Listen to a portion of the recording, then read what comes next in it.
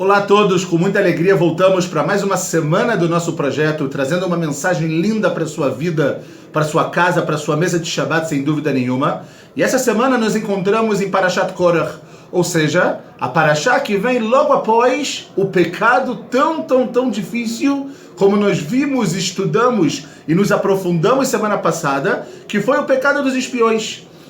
As palavras ditas nessa nossa conversa, nesse nosso shiur, serão Leilui Nishmat, Maurício Ben Nahum, que essa semana, infelizmente, devolveu a sua alma para Kadosh Baruch Hu, e que sua alma esteja ligada com a fonte da vida, e que essas palavras que nós falaremos agora, que sejam Leilui Nishmato. Então, voltando, nós sabemos que Korach é o símbolo, quando falamos de Parashat Korach, falamos sobre o símbolo da Machloket, o símbolo da discussão, o símbolo de coisas muito negativas que saem. Só que a gente tem que parar para entender o que levou Korach a fazer o que ele fez. Porque é verdade que muitas vezes na vida nós fazemos coisas, temos determinadas atitudes que nem nós mesmos entendemos o porquê. Então por isso que vem a Torá, mais uma vez, trazer uma história que ganha o nome desse homem, que é o símbolo da discussão, que é uma discussão não boa. A gente vai falar sobre uma boa discussão já. Ele ganha o nome da nossa Parashá, e isso vem de alguma forma ensinar a gente algo. Ele quer mostrar alguma coisa pra gente. Vamos entender juntos o que aconteceu. De repente, começa a nossa Parashá falando Vaikach Korach. E Korach pegou. A palavra lakachat normalmente é quando você pega algo que você quer que seja seu. Você normalmente não vai pegar algo, óbvio que você pode pegar algo que seja emprestado, óbvio que você pode pegar algo para devolver para uma pessoa e com isso, por exemplo, cumprir uma mitzvah muito interessante de Ashavat Aveidá, de devolver um objeto perdido, mas normalmente a palavra aqui de lekirá, isso de pegar, ele pega para ele. E o que ele pega? Então os comentaristas falam que lakach et atzmo lamachloket. Ele se viu, digamos assim, sem dúvida nenhuma necessário para começar uma revolução. Korach queria ser um homem revolucionário. Noah queria ser um homem diferente. Ele não queria ser aquele homem que simplesmente aceitasse tudo. Ele não queria simplesmente ser aquele homem que falaria amém para o que Moshe falasse. E o que ele faz? Está escrito Vaikalu al Moshe ve'la Aharon. Ele pegou 250 pessoas com ele. E o que ele fez? Ele se reuniu al Moshe ve'al Aharon, sobre Moshe e sobre o seu irmão Aharon. Em outras palavras, o que Korach fez aqui? De alguma forma, ele tentou fazer algo sobre eles. Ou seja, ele tentou montar em cima deles. Ele não é Vaikalu el Moshe ve'el Aharon, não é que ele se reuniu com eles e ele queria talvez agora entender um pouco mais o que estava acontecendo, ou ele queria talvez expor um pouco do seu sentimento. Não. Vaikalu al Moshe ve'al Aharon. As palavras na Torá, elas têm significados muito fortes. Ele reuniu as 250 pessoas sobre em qual sentido? Para querer estar acima deles e tirar eles de alguma forma do poder. E mostrar que, será que a gente está sendo realmente bem representado? E aí continua o Pasuk e fala, e ele começa a falar, olha, esse povo, Kulam Kedoshim, nós somos sagrados. E ele pergunta, Madua titnaseu al ke'al Hashem? Por que vocês são os Nessiim? Por que vocês são os líderes da congregação de Deus? E a gente olha o que o Korach fez, pessoal. A princípio parece algo normal. Não em relação ao fato dele se reunir sobre Moshe e Aaron, mas ele falou um argumento normal. Olha, Kulam Kedoshim, todos somos sagrados. Todos somos iguais perante a lei. Todos somos iguais perante Hashem. Arei, quando a gente começa em Sefer Bereshit, quando a Kadosh Baruch Hu vai criar o homem, o que ele fala? Betzelem Elokim barauto. Todas as pessoas são Tzelem Elokim, são criadas à imagem e à semelhança de Deus. Então, Moshe, o que está acontecendo agora? Que você é o líder, o seu irmão é o sacerdote. Madabarazé. Nós somos iguais. Não precisamos de líderes. Não precisamos de pessoas mais importantes em determinados lugares. Kulam kedoshim, madua titnaseu. Por que vocês são os líderes dessa congregação de Deus? Ele se chama, olha que coisa interessante, pessoal. Korah, ele chama a sua congregação e a sua mahloket, a sua discussão, como a congregação de Deus. Nós viemos aqui, digamos assim, com a palavra de Deus. Bem semelhante a algumas coisas que a gente, obviamente, vê hoje em dia e estudou, a gente não vai entrar nisso, obviamente. Logo, Rashi, ele faz a grande pergunta e ele já informa pra gente o motivo disso tudo. O que motivou Korah a vaikar, a pegar, a se colocar nessa mahloket e a chegar e tentar tirar o domínio de Moshe e de Aharon, como se eles quisessem dominar. Tudo era uma ordem de Hashem. Kasher tzivah Hashem et Moshe. Então Rashi fala, qual foi o grande problema de Korah? Nitkane anesiuto shel Elitzafan ben Uziel. O grande problema, de acordo com Rashi, é que Korah teve kin'a. Korah teve inveja de quem? Do seu primo, que era Elitzafan, filho de Uziel, que ele foi designado por Moshe para ser um nasi, para ser um príncipe, para ser uma pessoa importante. E aí ele falou, Amar Korah, o que Korah disse? Ani ben Itzar, sheu sheni le Amram. Eu sou filho de Itzar, que é o segundo filho, que é o segundo depois de Amram. Ok? Por quê? Porque nós sabemos que o primogênito de Levi era Amram, que foi o pai de Moshe e de Aharon. Depois dele veio Itzar, que era o pai de Korah. Era o pai de Korah. E o que aconteceu? Korah falou o seguinte, olha, tudo bem no início que Moshe e Aharon, Moshe foi o líder e Aharon o sacerdote. Eles são os filhos do primogênito. Mas o segundo na ordem é meu pai. E o que Moshe faz? Obviamente de acordo com as palavras de Hashem, ele chama Elitzafar ben Uziel. Uziel, ele era o quarto irmão, filho de Levi. E ele chama Elitzafan como se fosse Elitzafan. Quem é você? Você deveria ser o último. Você é filho do quarto filho de Levi. Eu sou filho do segundo. Então ele começa a ter inveja. Ele fala, por que ele tem e eu não tenho? Por que ele foi designado e eu não fui? E aí o que acontece? Ele fala, ele designou como príncipe, como líder, quem? O filho de quem? Do filho mais novo. É por isso que agora eu tenho certeza que o que eles estão fazendo está errado. Eu tenho certeza que agora... Quem disse realmente que Moshe ele é o líder? Quem disse que Arão tem que ser o sacerdote? Talvez tudo esteja errado. Talvez eu precise ser. Talvez eu precise me tornar um revolucionário. Talvez eu precise ser uma pessoa que vai fazer uma grande transformação da humanidade. Essa é a ideia de Korah. Só que qual o grande problema dessa ideia, pessoal? Fazer coisas para a humanidade, revolucionar a humanidade, muitas vezes ela pode ser positiva. A grande pergunta qual é? Ma'amekor. Da onde vem isso tudo? Qual é a fonte dessa sua vontade? Qual é a fonte desse seu desejo?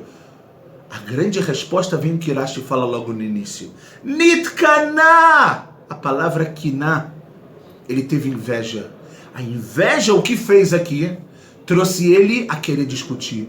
A inveja tirou ele de todos os lados mais lógicos da sua vida, ao ponto de querer discutir com Moshe e Aharon. E é muito interessante, pessoal, que muitas vezes o objetivo dele pode até ser bom, como nós falamos, revolucionar ou despertar as pessoas. Mas a grande pergunta é qual é a fonte disso. Se a fonte é uma fonte negativa, como nós vemos aqui, que é através da inveja que ele teve do seu primo, a consequência ela vai ser destrutiva. A consequência vai ser a pior do mundo. E sobre a ideia da Kiná, pessoal, eu quero ler com vocês duas questões interessantes em relação a isso. O primeiro é a explicação que traz o Rabbeinu Bechaye. O Rabbeinu Bechaye ele fala o seguinte: Shachar tov yevakesh ratzon vedarash ra'a tevoenu. ele traz um pasuk do Mishlei, em Provérbios, que Salomão escreveu, o rei Shlomo, e ele fala que uma manhã boa, ela pede uma boa vontade, ok? E em relação ao mal, se você for até o mal, ele também vai vir até você. Fala o seguinte, o Rabbeinu Bechayei, Yazir Bekan, ou seja, ele está advertindo através desse pasuk, a Adam sheishtadel betovat chavero, nós temos que nos esforçar a olhar, a enxergar, a fazer somente o bem em relação ao nosso companheiro, ve'al ishtadel bera'ato ve'nezako, e não se esforce a fazer o mal para ele e nem a prejudicá-lo. Lefi sheu meutad sheyochal miprima asav, porque ele muitas vezes acha que o amigo, por que ele não vai fazer o bem para o amigo muitas vezes? Porque o amigo vai acabar comendo dos seus frutos. Ou seja, os frutos, no caso, os atos. Eu vou fazer o bem, mas quem vai ganhar no final? Quem vai ser o bambambam no final? Vai ser o meu amigo. Então você vai ser ele, por que eu vou fazer o bem para ele? Fala o Rabbeinu Bechayei, essa é uma explicação, esse é um argumento horrível que nós não podemos ter. Porque nós temos que nos esforçar a fazer o bem para o nosso próximo e Chas v'Shalom não ao contrário. Se você tem o que dar, não importa depois a consequência. Se você tem o que dar e isso que você vai dar, ele é bom, para de ficar pensando que você vai ser menor do que ele. Cada pessoa tem o seu tafkid, nós já falamos sobre isso lá em Parashat Bamidbar. Cada pessoa tem o seu tafkid, cada pessoa tem o seu motivo, cada pessoa tem o seu propósito nesse mundo.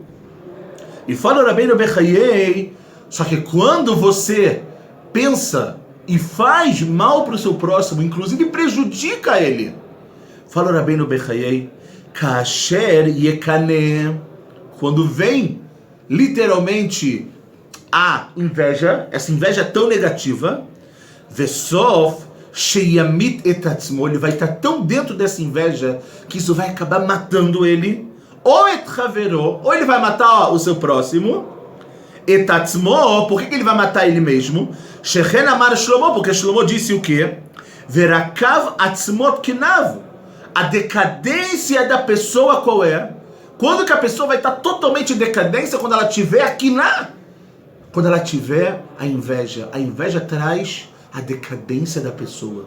Porque a pessoa vai passar a viver a vida do outro e não a sua vida. Por isso que ele vai acabar se matando. Nem sempre é uma morte física, mas é uma morte espiritual. É uma morte em relação ao que você quer, aos seus anseios, ao que você pensa da sua vida. E como é que mata o seu próximo? Dentro dessa inveja,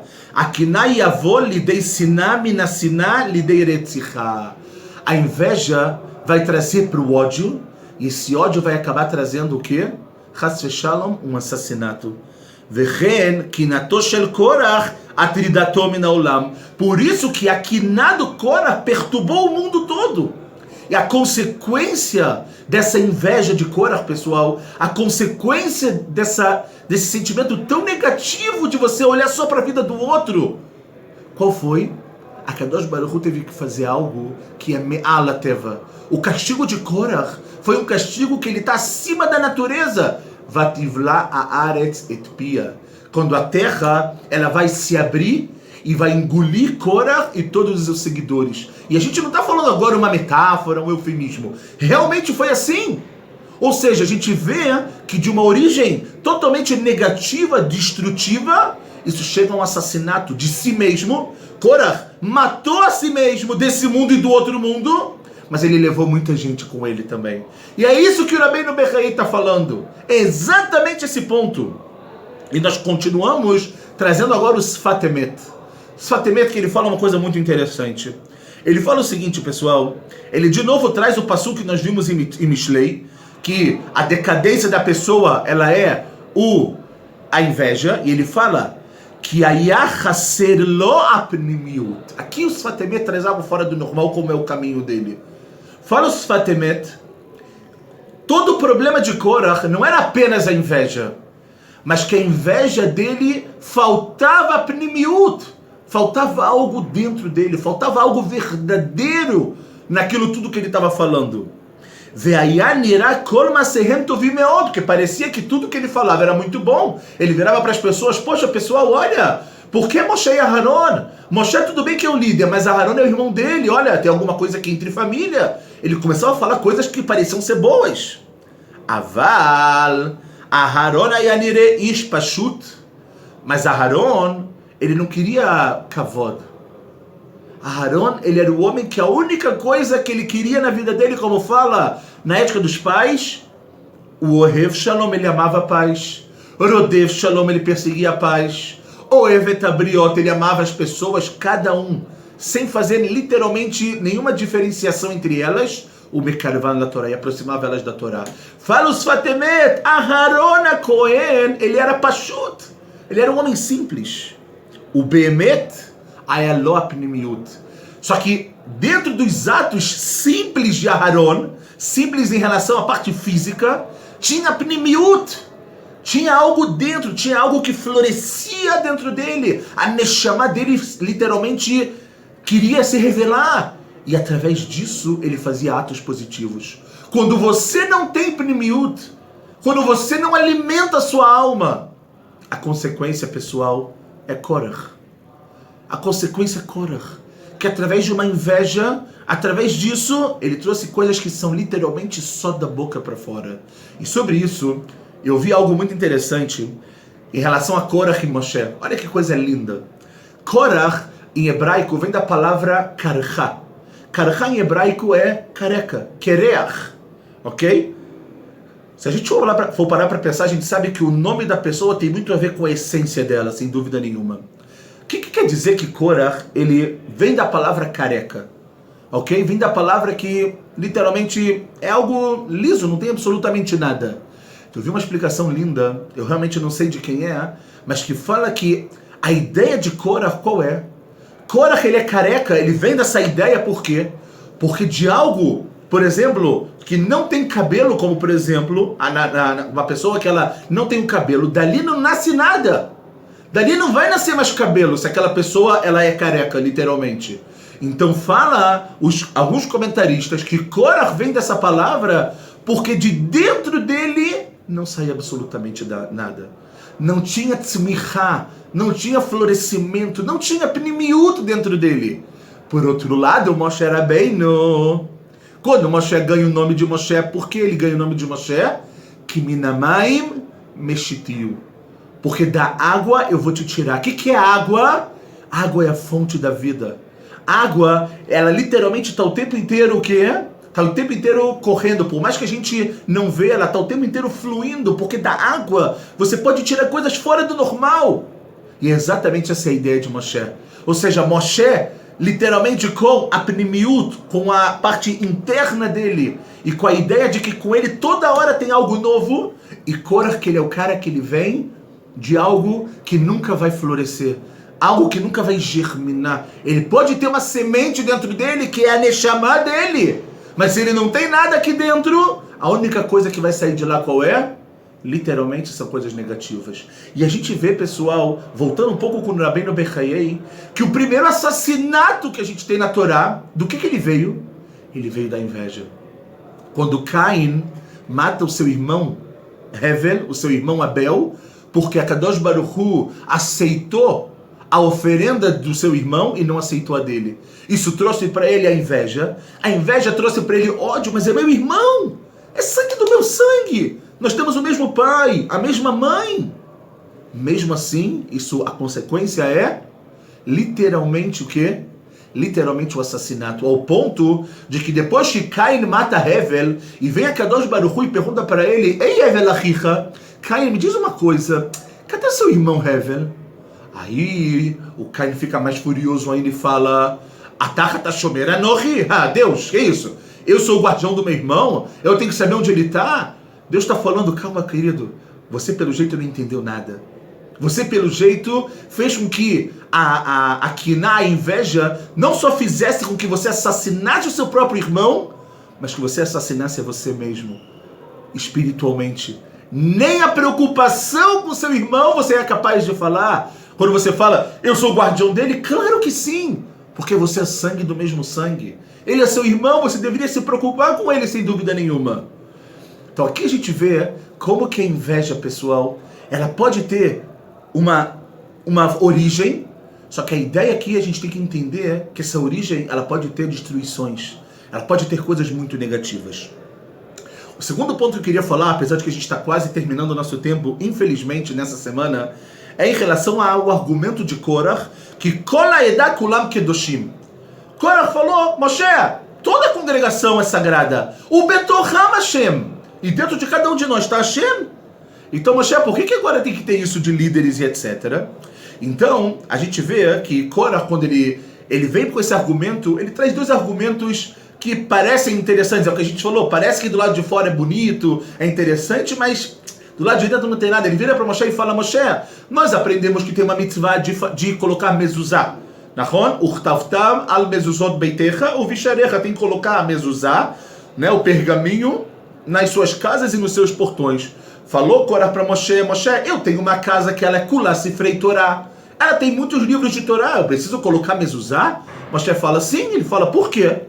Por que eu preciso colocar mezuzá nessa casa? A casa inteira está de livro, a casa inteira está kdoshá. Por que eu preciso da mezuzá para me identificar? Be'etzem, pessoal, é a mesma ideia que Korach fala para Moshe, Moshe, por que eu tenho que ter você? Por que eu tenho que ter um líder? Por que eu tenho que ter a mezuzá se dentro da casa são só livros sagrados? Se dentro do povo todos somos sagrados? Ou seja, é a ideia de sermos iguais, precisamos ser iguais. E sobre isso, pessoal, o Rav Kook fala algo fora do normal.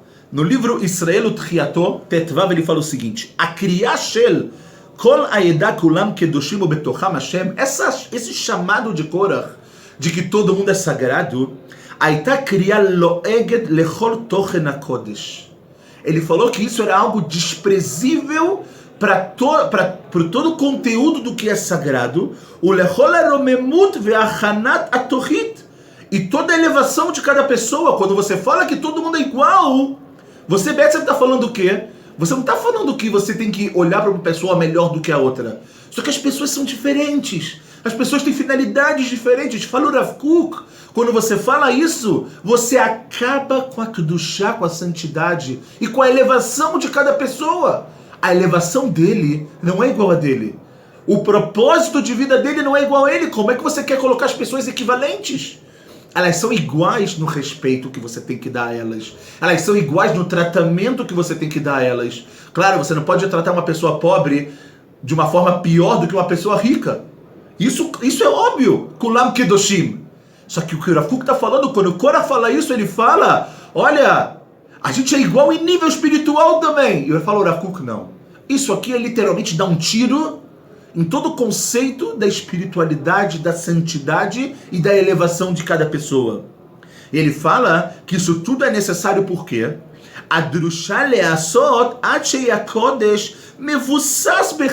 porque o Kodesh, a santidade, ela tem a base numa vida verdadeira. Ou seja, o Rav Kook está falando aqui, pessoal, be'etzem, que o fato de ser igual não é o problema. O problema é quando você quer igualar a santidade de cada um, a santidade das pessoas. Então, uma pessoa que às vezes tem uma elevação muito grande e uma outra que tem uma muito pequena, ou uma outra que não alimenta nada a sua alma, por exemplo, o Rav Kook está falando, ele vive uma vida de mentira. A kedushá, a santidade que a gente busca, traz a gente a ter uma vida de quê? Chaim, emet, uma vida de verdade. Então, como é que você quer comparar esses dois? Como é que você quer comparar que eles são iguais? É verdade. Pelo lado de fora, no corpo dele, eles são iguais. Eu repito mais uma vez porque é muito importante. No respeito, no tratamento, todos somos iguais, sem dúvida nenhuma. Mas pelo lado de dentro, somos diferentes. E assim tem que ser. Porque nós temos propósitos, finalidades e objetivos completamente diferentes um do outro. E é isso que dá graça para a vida. E o Rav Kook fala, olha, tem que tomar muito cuidado para você não transformar isso tudo em uma verdadeira piada, literalmente. Das pessoas perderem a tikvá nelas mesmas e etc, etc, etc. Ou seja, fala o Rav Kook, parece algo lindo, falar que o mundo é igual, falar que as pessoas são iguais, mas espiritualmente, na pnimiut de cada pessoa, é completamente diferente. As pessoas são diferentes. Então, pessoal, esse argumento de Korach, ele é um argumento que ele é verdadeiro só pelo lado de fora. Só que pelo lado de dentro, nós temos que saber que o nosso nível, nós temos que construir. Fala o Rav Kook, quando você busca Kedushá, santidade, isso vai te trazer, literalmente, uma base para ter uma vida de verdade. Uma vida com emet. E é isso que faltou em Korach. Porque se Korach tivesse Kedushá, sem falar, obviamente, no que aconteceu com a esposa dele, que deu conselhos negativos para ele, etc. A gente não vai entrar, porque Bemet não tem tempo, mas é uma coisa muito linda também para vocês estudarem um pouquinho mais nessa paraxá do comportamento da esposa de Korach, do que ela fez com ele literalmente, e na importância que uma mulher tem de levantar a casa, de espiritualizar a casa, de colocar a casa para cima, ou ao contrário, como a esposa de Korach colocar a casa para baixo. Mas a gente tem que entender que nesse momento, Korach, como ele não tinha Kedushá, a vida dele era baseada em quê? Era baseada em Sheker. Era mentira. Ou seja, do lado de fora eu quero falar que todo mundo é igual, mas no final, quem eu quero que seja o líder? Eu? Peraí, Korach, não estou entendendo. Você está reclamando que Moshe é o líder, que tem a mezuzá do lado de fora, mesmo que dentro tem muito livro de Torá. E você quer ser o líder? E a grande ideia aqui, pessoal, é como pode que os 250 seguidores de Korach não olharam isso? Arei, existia um líder apenas. Por que os 250 seguidores, eles vêm até Korach, eles se juntam a Korach nessa marloket? Por quê? Será que eles não viram que, mesmo que Korach desse certo, quem seria o líder? Ele! E onde eles ficariam, os 250? No mesmo nível que eles estavam. Será que eles não viram? E é por isso que fala que a marloket motzi'i et ha'adam min ha'olam. A marloket, a discussão, ela tira a pessoa do mundo.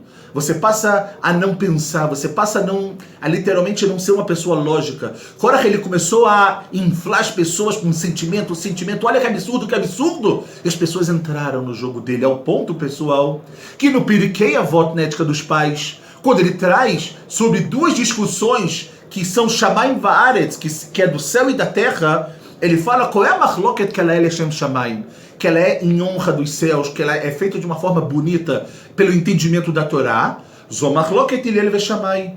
É marloket de Hillel e Shammai. Que, né, Beit Hillel e Beit Shammai, eles discutem durante todo o Shas, toda a Gemara, toda a Mishnah. O tempo inteiro eles discutem, mas qual é a ideia deles? Que daquilo sai algo bonito. E por outro lado está escrito, qual é a marloket que ela não é Leshem Shamayim? Fala o Pirkei Avot, a Ética dos Pais, Zot marloket Korach ve'adato. É a marloket de Korach com os seus seguidores. Peraí, calma. A marloket a gente não falou que era de Korach com Moshe?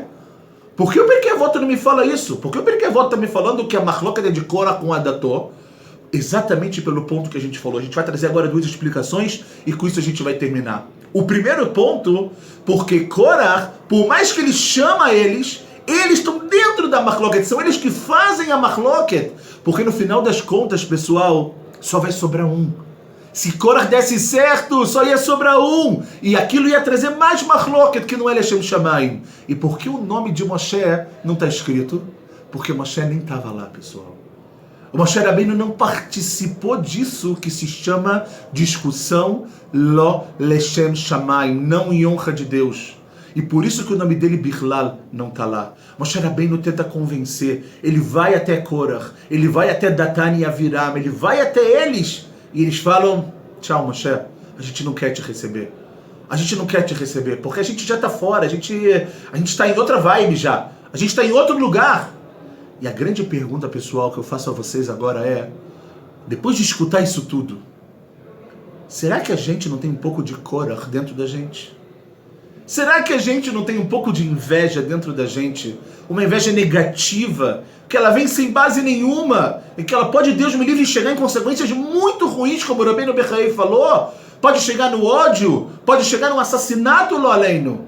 E será que a gente também, pessoal, não briga por coisas tão ridículas, por coisas tão pequenas, tão baixas? Será que realmente vale a pena? Será que realmente vale a pena estar fora desse mundo? Será que realmente vale a pena viver dessa forma carregado, negativo, baixo espiritualmente? E é por isso que essa paraxá, ela é lida hoje. Ela é lida na nossa vida atualmente. E ela é lida também depois da paraxá dos Meraglim. Porque aqueles 250, quando eles souberam que eles teriam que ficar 40 anos no deserto, o que eles falaram? Meshamemli. Eu não vou aguentar. Eu preciso de alguma coisa nova. E qual é a primeira coisa que aparece? Mahloket. Ah, mas é ruim a Mahloket, não me importa. Se eu estou também literalmente sem fazer nada na minha vida, se eu não tenho objetivos na minha vida, se eu faço a minha vida como todo domingo, que eu não faço absolutamente nada, a gente tem que parar realmente para pensar como a gente pode transformar o Korah que cada um de nós tem dentro dele em Moshe, em Aharon. Homens que têm pnimiut, que têm coisas internas, que são pessoas que o tempo inteiro florescem coisas bonitas deles. E mais, pessoal, sem dúvida nenhuma, pessoas que ao atingirem a Kedushá, ao se alimentarem literalmente de Torá, de mitzvot, de maasim tovim, de bons atos, são pessoas que elas vão conseguir colocar a base na sua vida, só que essa base ela vai ser literalmente formada através de Emet. E essas são as palavras do Rav Kook, e com isso a gente termina. A Kodesh mevussas bechaim haemet. Que a santidade que a gente alcance na nossa vida, ela possa ser pautada numa vida de verdade, numa vida sem discussão, numa vida sem inveja e numa vida que a gente possa realmente, como falou Rabbeinu Bechayei, olhar para os outros apenas do lado bom, fazer para os outros apenas coisas positivas. E se ele vai comer algo que é do meu fruto, que maravilha! Estamos todos crescendo. Essa é a nossa ideia, essa é a ideia da nossa Parashá. Essa é a ideia desse mundo que muitas vezes leva a gente para o lado totalmente ao contrário. É exatamente essa ideia que a gente tem que levar para a nossa vida. Que tenhamos todos um Shabbat Shalom, com muita paz, com muito amor, sem ódio, sem inveja e sem nenhuma discussão. Shabbat Shalom.